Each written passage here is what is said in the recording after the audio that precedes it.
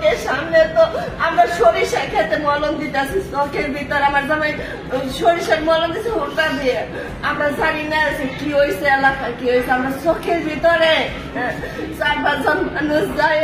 তারপরে হয়েছে বললাম সবটি আমাকে পাড়ারি যাইয়া কইতাছে চেটা মেটা সব লাঠি, তারপরে হচ্ছে আতুরি, তাদের যে এসএসের পাইপ লইয়া লাঠি উঠি নিয়ে তারপরে যাবেনছে একটু ফাঁকতে ফাঁকতে যাবেনছে। আমার জামাই যাবেনছে আমার মুখ কি হয়েছে, আমার জামাই কয় কি হয়েছে, আমার মুখ কি হয়েছে, কয় কি কিছু কয় না, কিছু কয় না। আমার জামাই এই দুধ দেওয়া যায় 4-5 জন ঘেরাও করে। তারপরে এলাম আমার জামাই আমার চোখের সামনে চোখ পকুটে লাইছে,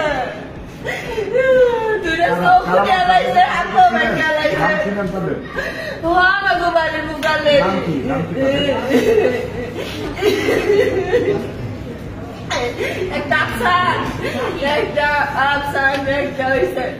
আশাদ, একটা হয়েছে আশাদের পোলা, আর একটা হয়েছে মনির, আর হইলাম আর বাসায় 2 জন ছিল ওরাও সাথে। পরে আমার নাম মবিন হাসান, আমার নাম মোহাম্মদ বাবুল হোসেন।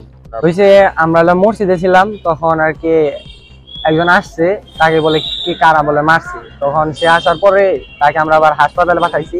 হাসপাতালে পাঠানোর পরে এলাকার কিছু মানুষ ছিল, তারা আবার মসজিদে নামাজ পড়তেছিল। তখন আবার তারা বাইরে হয়ে বলতেছে যে তারে মানে কাকার কথা আর কি, আমি তখন বুঝি নাই যে তারে মারবো। বলতেছে যে পরে আজকে শেষ জ্বালামো, আরে জেনে পামনি মেরালাম। পরে বলতেছে তাহলে টুপি মুভি খোলা, পাঞ্জাবি খোলা। পরে আমরা আর বুঝে সারা পারি নাই যে তারে মারবো। পরে আমরা আবার মসজিদের ভিতরে ঢুকছি, তাকে দেখছি যে এসএসের পাইপ, হাতুর, সুইচ গিয়ার 2-3 জনের লইয়া গেছে আর কি। যাওয়ার পরে আমরা নামাজ শেষ দিয়ে খালি বাইর হয়েছি, তখন আবার এক চাষি আম্মা এসে বলতেছে যে তার তো একবার চোখ টোক উঠে হালাইছে, মাথা মতো একবার শেষ দিয়ে হালাইছে, আমরা একবার বাঁচবো না। পরে আমরা আবার রিক্সা নিয়ে গেছি, যাহলে দেখি তার কোনো সেন্সই নাই, মাথা দিয়ে ক্যালকেলে রক্ত বেরিতেছে। মনে করেন এই জায়গা থেকে মনে করেন মাংস একবার এই তৈরি আইসা পড়ছিল, মাথার এই জায়গা থেকে মনে করেন একবারে নাই, হাত পাও ভাঙে হালাইছে। আপডেট নিউজ সবার আগে পেতে নিউজ ইনসাইডার বাংলা চ্যানেলটি সাবস্ক্রাইব করে আমাদের সাথে থাকুন। ধন্যবাদ।